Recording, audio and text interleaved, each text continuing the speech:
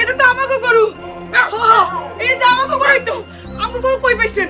আমাকে গরু তো হারাই গেছিল। এই গরু আপনি কই পাইছেন? এটা তো আমাকেই গরু, আমাকে গরু, এটা আমাকে গরু। আমাকে গরু আপনি কই পাইছেন? 200 গেছিল আমার কাছে এই গরুটা বেচনের লেগা। আমি গরুটা দেখা চিনতে পারছি এই গরুটা আপনি গো।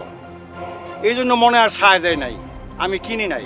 আমি জানি এই রাখাল বহুত কষ্ট করে এই গরুটা লালন পালন করে বড় করছে, এই জন্য আমি ফিরাই দিছি। আমি গরুটা কিনি নাই, নাইলে লাভের জিনিস কি কেউ লস করে? জানু ভাই, আপনি তো আমার ব্যাপারে সবই জানেন, আমি লাভের জিনিস লস করি না। আমি এটা কি করলাম? আমি এটা কি করলাম?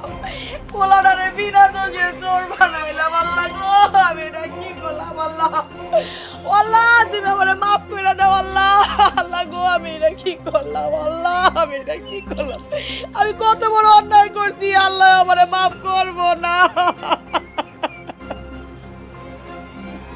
ও নাহারের মা, তুমি এটা কি করছো? নাহারের মা, কত বড় পাপ করছো তুমি, আল্লাহর কাছে মাপ চাও নাহারের মা। এই দি গরু খালাম্মা, গরু তো পাওয়া গেছে। ও খালাম্মা, আপনার ঘরে আমার কোরআন শুটে রেখে গেছিলাম, ওটা নিতে এসেছি।